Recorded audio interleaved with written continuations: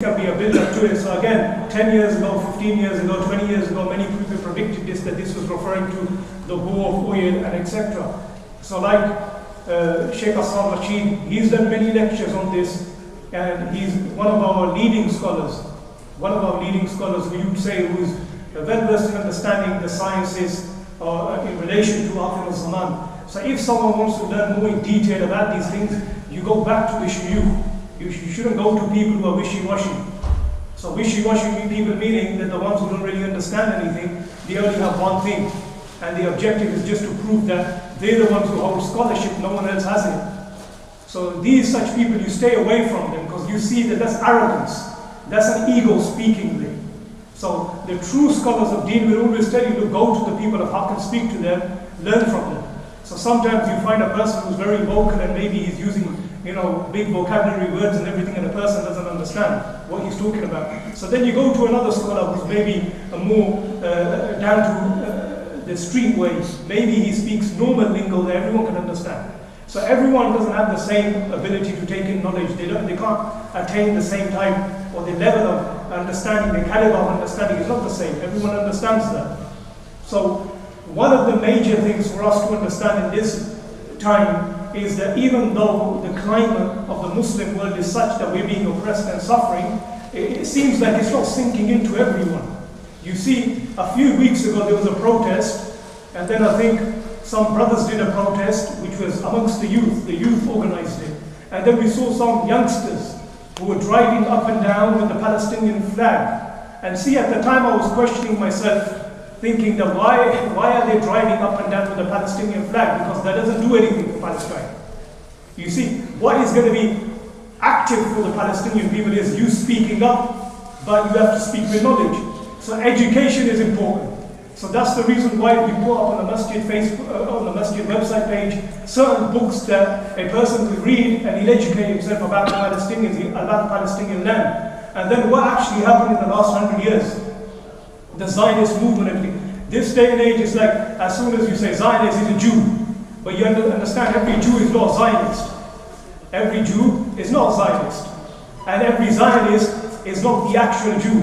So, in other words, Judaism has been exploited by them. They've misinterpreted the word Jew. It's like the rabbi from New York, Yaakov Shimoni, who's a vocal. He's someone who speaks up against the Zionists. But you see, he's an Orthodox Jew.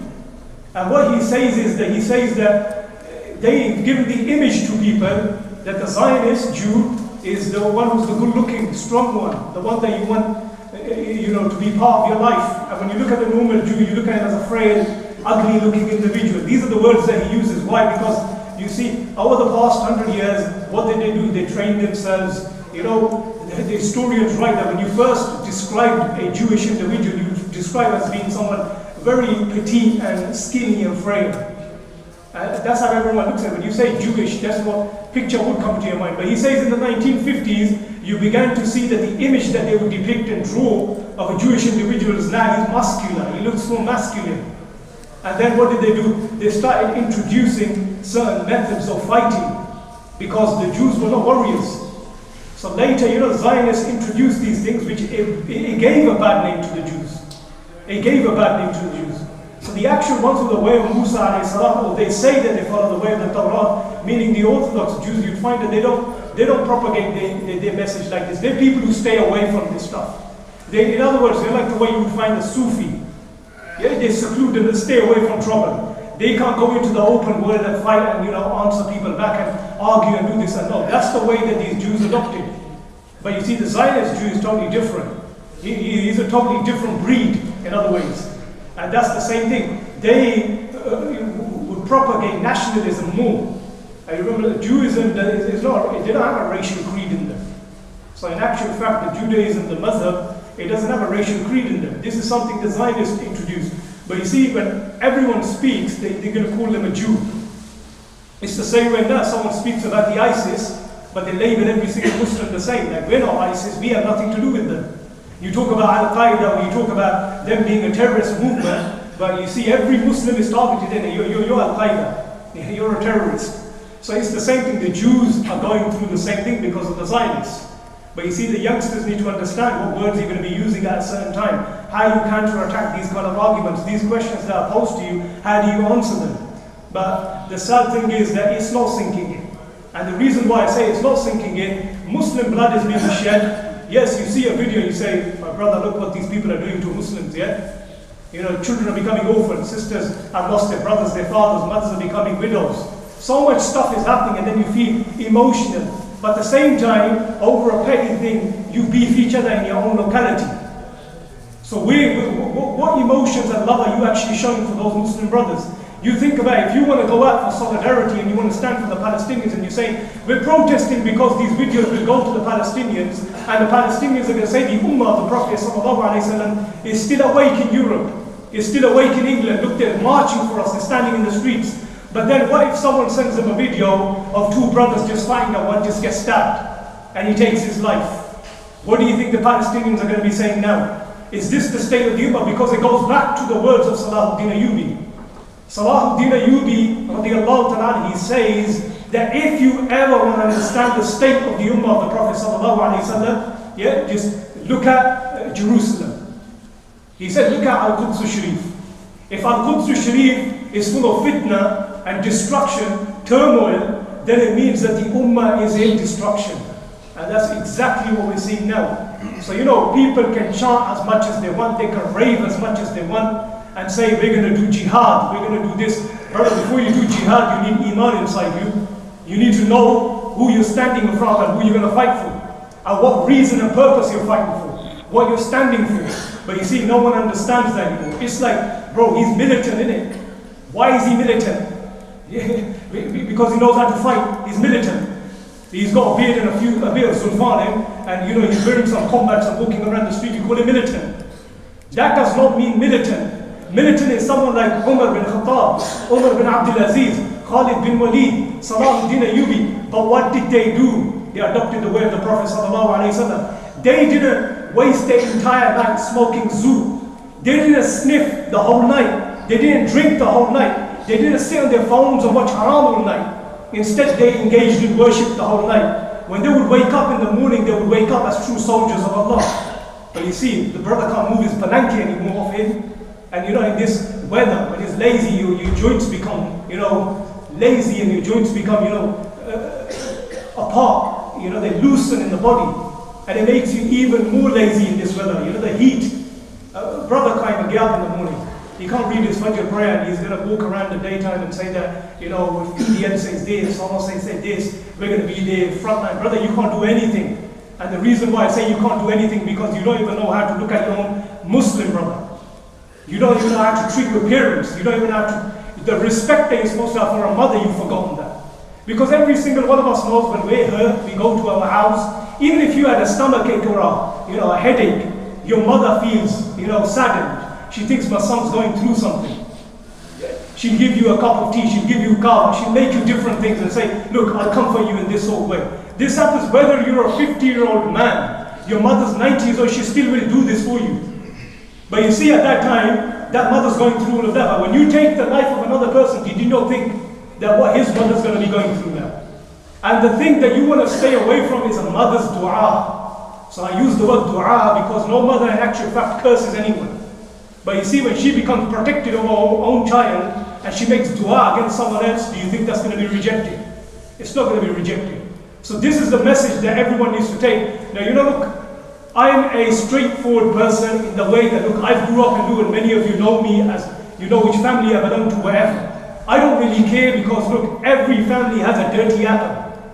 And the reason why I mention this is because people criticize later, they say that Imam Sahib said this, but you know, Imam Sahib got this person in his family, or this relation of his, and that relation. Brother, I say it to him as well, I say it to everyone. If you're not on the way of deen, you're nothing. You're finished.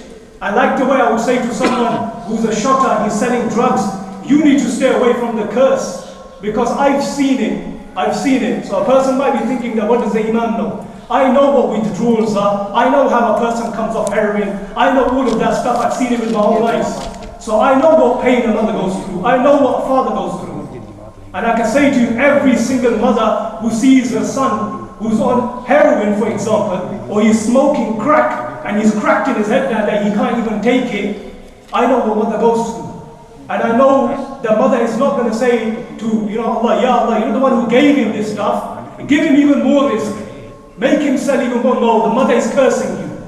This is the reason why we say the brothers need to realize that haram money that you're taking in your homes, it makes an effect on you. And then, parents, now parents are not free from this, because we can say, we're not labeling anyone, but we can say, there's many parents, when they saw that money coming into their homes, they didn't stop their children. Yeah, they didn't stop their children. They just said, what are you up to? Okay, make sure you don't get in trouble. And as soon as the money was coming in, let's invest it. Build a koti in Pakistan, you should buy a car there, invest it. So many things have been happening. Now look, this doesn't mean every single one of us was involved in this. But do we see this in our community? Yes. But you see, those same people are the ones who are rolling their tasbihs, aren't they? They're the same ones that when they see another Muslim, they criticize him and slag his parents off and say so-and-so stuff about his parents. But you see, this is the reason why there's disunity, isn't it? And if it wasn't for the elders telling us that you belong to this caste, he belongs to that caste, there would be no beef amongst you though.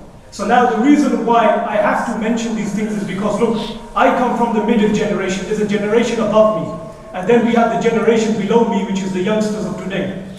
Now, I looked at the generation above me. And now many of you are probably familiar with the names. And the reason why I mention these names is because those brothers need to come forward now. Yeah. So the people who are labeled here now, look, this is not criticism. The reason why I'm mentioning it is because these brothers need to come forward now to explain to these youngsters how to live their life. But at the same time, there's only some of them who will do this. And some of them will still influence the youngsters and say to them, no, what you're doing is right. Go and smoke, man, go and juke, man, go and shank, man, do whatever you want. Because that's the tarbiyat that they're giving to the youngsters.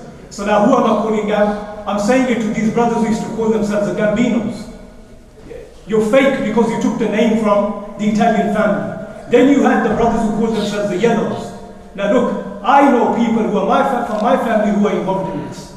But you see, the question is, them youngsters are looking up to these same elders now. This is the terms that they use. Any little thing happens, you don't know my elders. And then when you go to speak to elders, the elders say, I'm going to get my youngers to come to you. What is this rubbish that you're talking about? Do you understand? What is this rubbish that you're talking about? Did you not think to yourself that it's not easy to take a life? And in the past week, brothers have been talking about the incident that occurred this week. A 16-year-old brother lost his life. Whether he was in the right or wrong, that gives you no right of taking a life. Allah is the one who takes life. But you see, again, a person has to think to himself, look how close he was to the hospital. But you see, his life couldn't be saved in it because that was the decree for him. But he's gone. Now Allah subhanahu wa ta'ala gave him a maqam in Jannah. He was a young brother, still growing up, he hasn't seen life. So Allah saved him from a lot of sins. Allah saved him from seeing a lot of fitnas.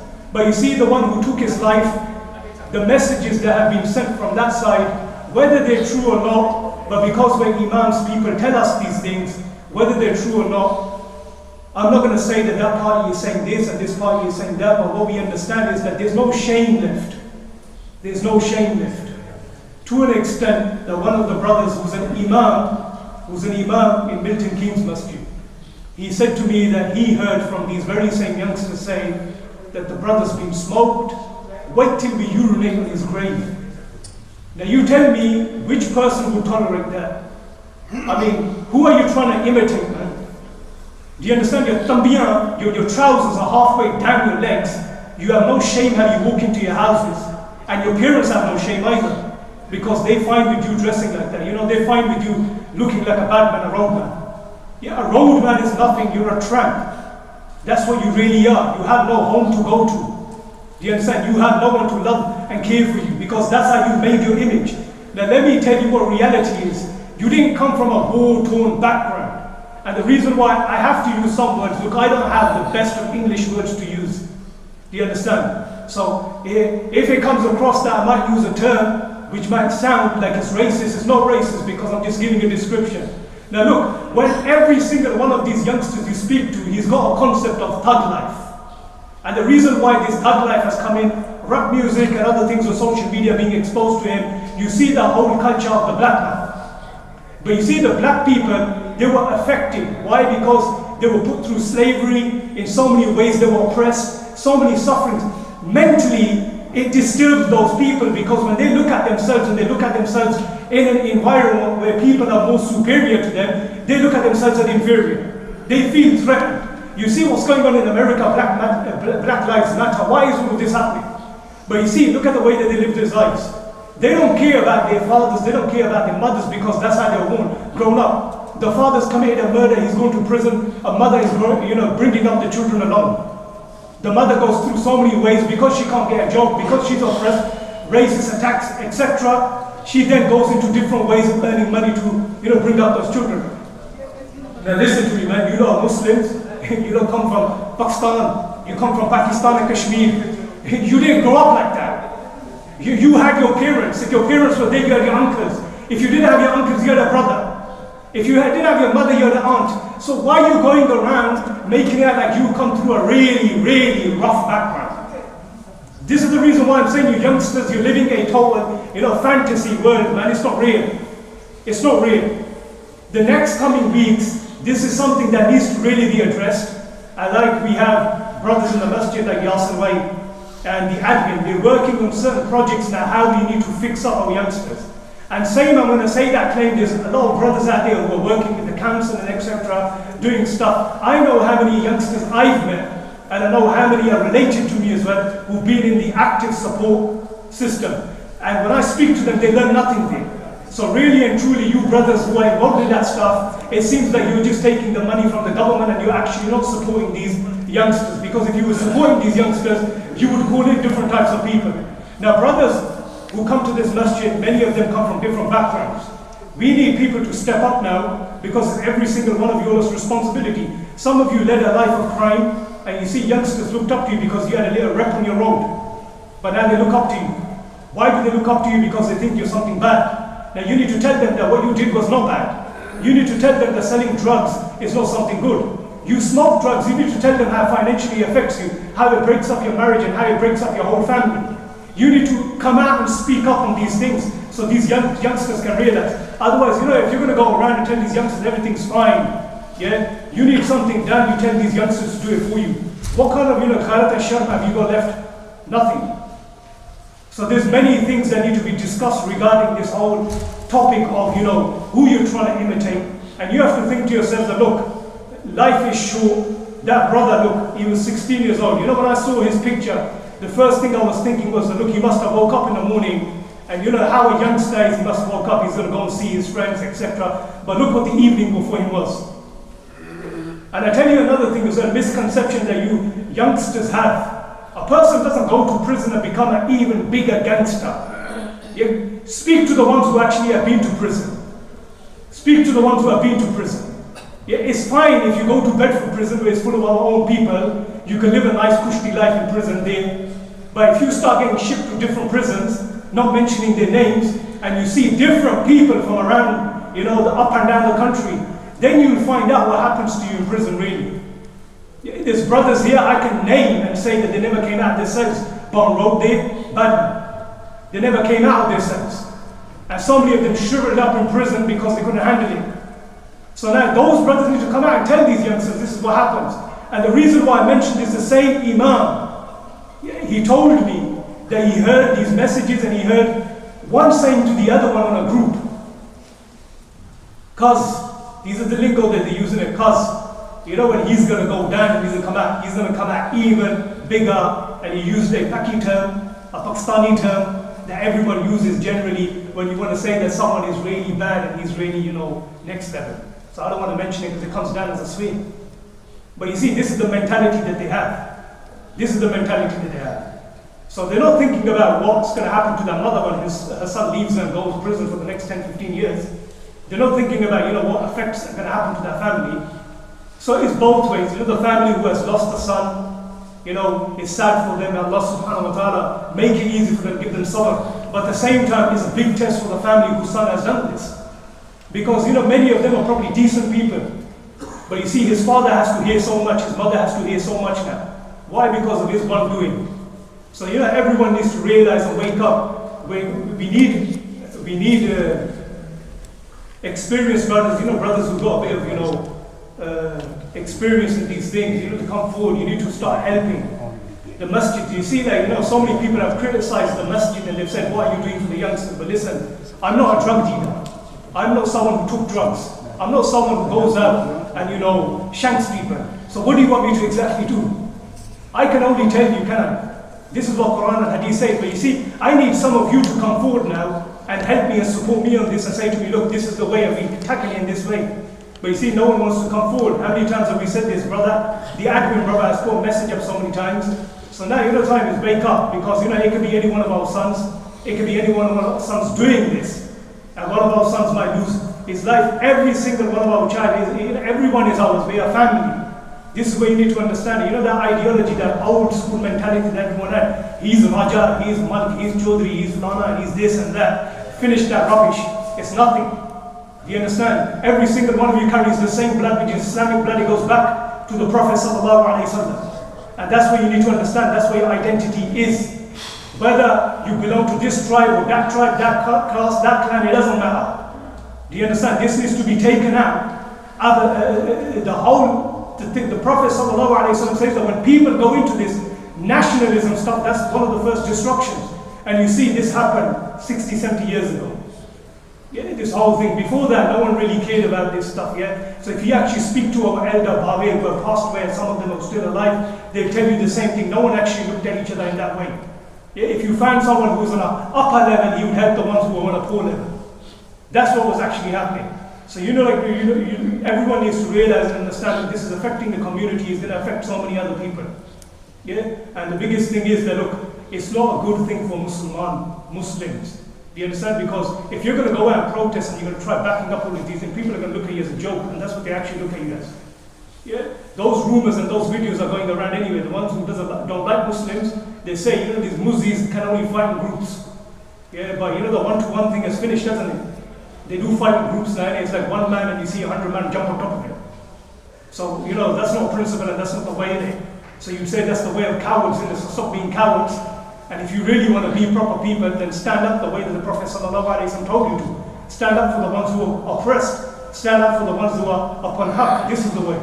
So may Allah subhanahu wa ta'ala give everyone tawfiq to understand what we're trying to message, to explain and get it through to everyone. And look, everyone needs to come forward now. Those brothers who can come forward as volunteers, please come forward. Speak to me, speak to the admin, speak to Brother Yasser who's outside. We need you to come on board now so we could do something for this community. Otherwise, everything's going in the wrong way. It's going the wrong way. And you see, it's not about the mentality that some people have that look, they can do everything haram through the day, but once a week they come to Jummah. No, there's no point in you coming Jummah then. You understand? You need to come on board properly. Udkhulu fi silmi kafa. Step into Islam properly then. Become a man. At the moment, you only state people. Not everyone here, but I mean the ones who are doing these kind of things. So everyone needs to understand these things is important. So those brothers need to pray the sunnah, can pray the sunnah, inshallah.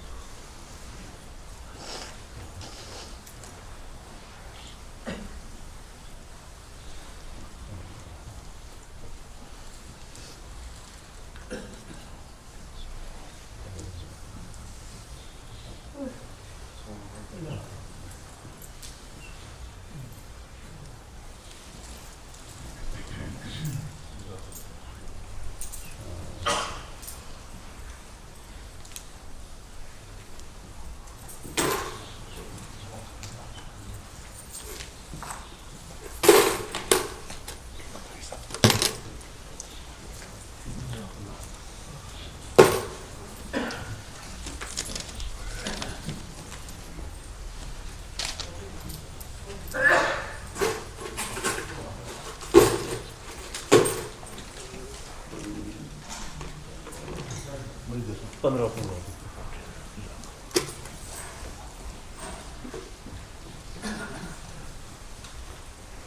So brothers, donate some money to the masjid. Allah subhanahu wa ta'ala accepted what we have. The same way we've been requested in dua for the Rashid Saab and Khamda Road. May Allah subhanahu wa ta'ala accept everyone's lawful praise in the help for the Rashid Saab. May Allah subhanahu wa ta'ala grant him shifa. May Allah subhanahu wa ta'ala give him a quick recovery. And the same way we make dua as well for my brother who passed away this week. May Allah subhanahu wa ta'ala elevate his maqam and make him rise amongst the shuhada in the day of judgment.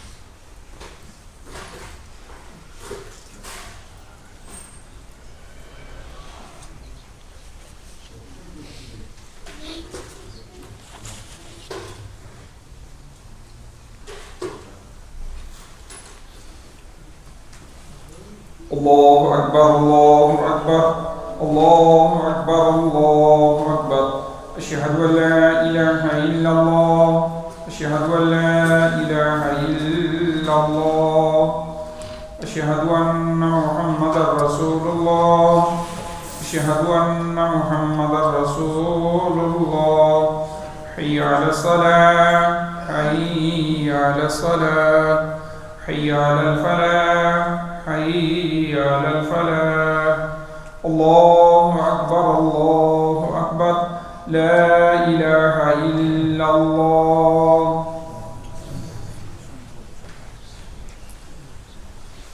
الحمد لله الذي جعل يوم الجمعة سيد الأيام ولا نعبد ولا نستعين إلا إياه. هو الذي فرض صلاة الجمعة بقوله تعالى إذا نودي للصلاة من يوم الجمعة فاسعوا إلى ذكر الله. والصلاة والسلام على رسوله محمد خير الأنام وعلى آله وأصحابه والكرام. بارك الله لنا ولكم في القرآن العظيم ونفعنا وإياكم بالآيات والذكر الحكيم. إنه تعالى ملك كريم جواد بر رؤوف رحيم. أقول قولي هذا وأستغفر الله لي ولكم ولسائر المؤمنين والمؤمنات إنه هو الغفور الرحيم.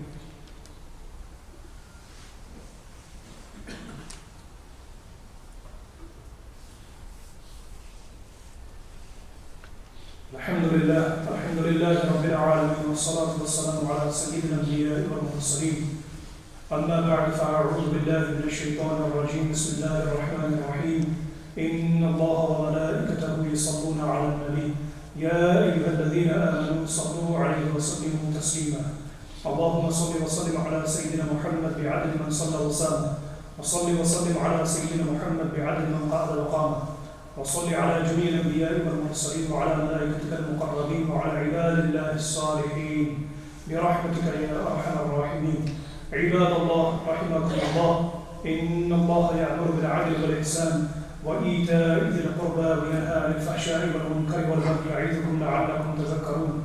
ولذكر الله تعالى أعلى وأولى وأجل وأعز وأتم وأهم وأعظم وأكبر، والله يعلم ما تسمعون.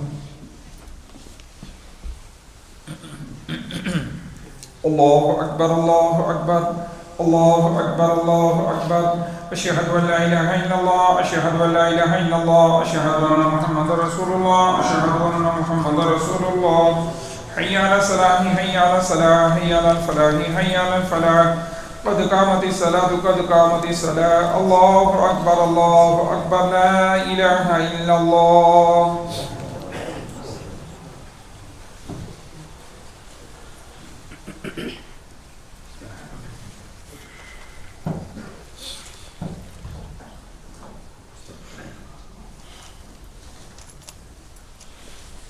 الله أكبر.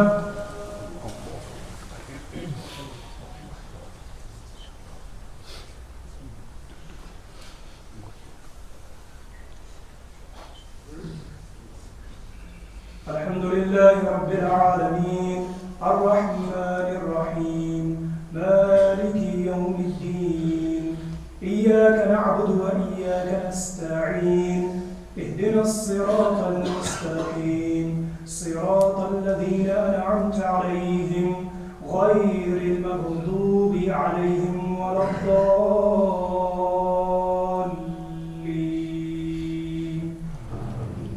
يا أيتها النفس المطمئنة ارجعي إلى ربك راضية مرضية فادخلي في عبادي وادخلي جنتي.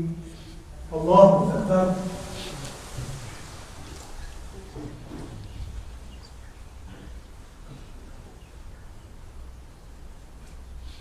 سمع الله لمن حمده.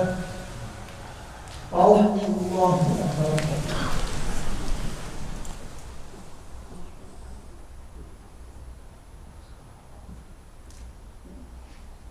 الله أكبر.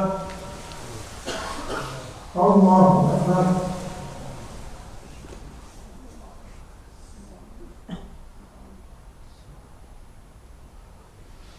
الله أكبر. الحمد لله رب العالمين الرحمن الرحيم مالك يوم الدين إياك نعبد وإياك نستعين اهدنا الصراط المستقيم صراط الذين أنعمت عليهم غير المغضوب عليهم ولا الضالين.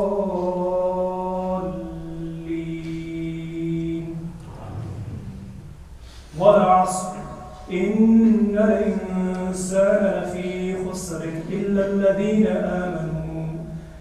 الذين آمنوا وعملوا الصالحات وتواصوا بالحق وتواصوا بالصبر.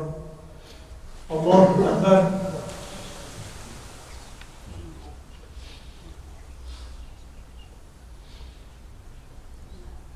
سمع الله لمن حمده. الله أكبر.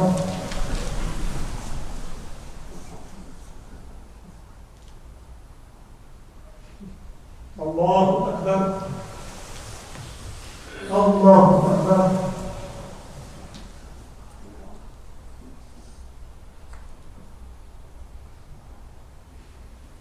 الله أكبر.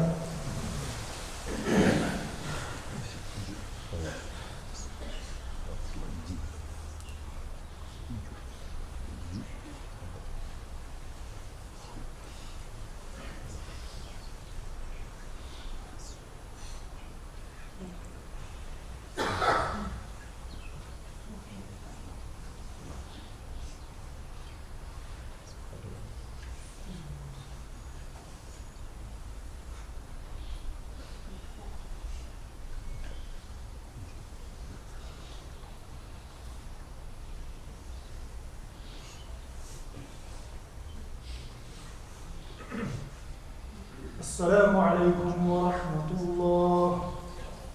السلام عليكم ورحمة الله.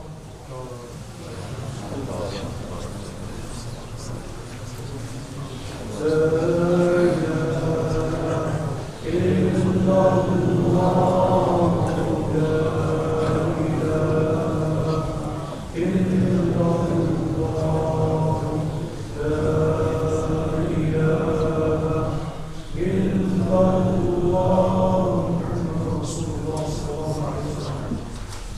اللهم السلام عليك السلام عليك يا السلام إلى ربنا بالسلام وأدخلنا دار السلام. تبارك ربنا وتعالى يا ذا الجلال والإكرام. صلى الله تعالى على حبيبه سيدنا محمد وعلى آله وأصحابه أجمعين برحمتك يا أرحم الراحمين.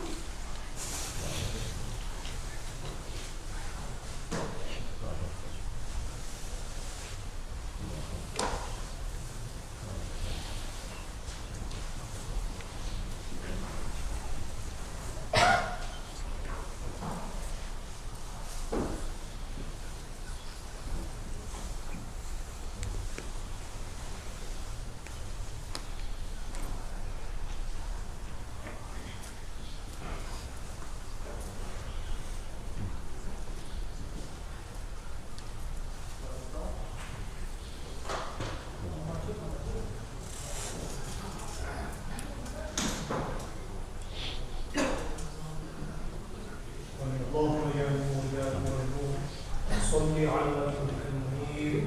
الفاتحة.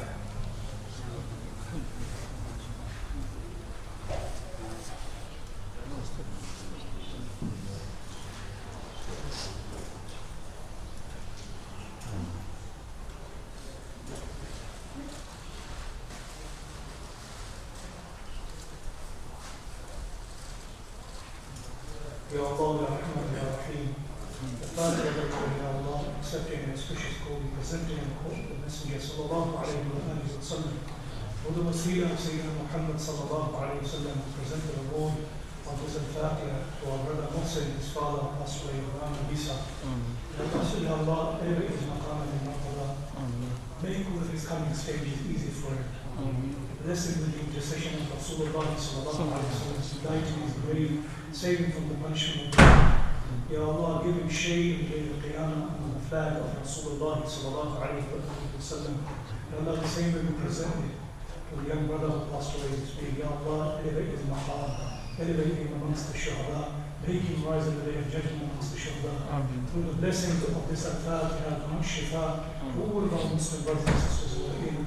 Ya Allah, specifically the elderly, Rashid Sahib. Ya Allah, grant him shifa, give him a quick recovery.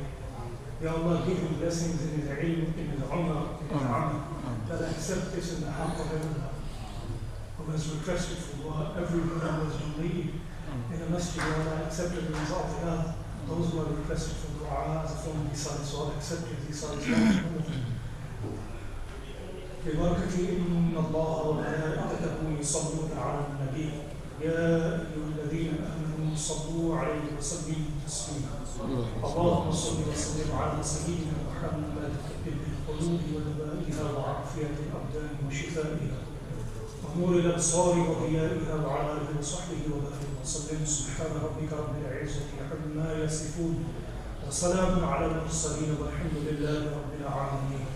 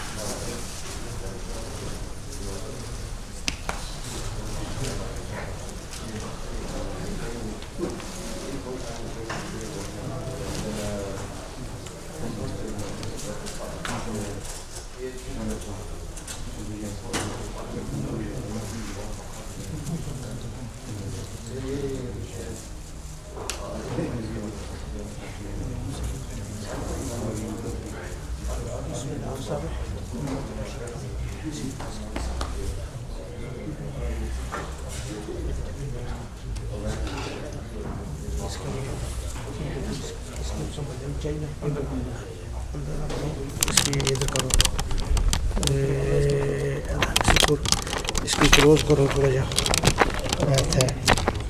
तुसें जितने licence निक्के licence कोई dia आज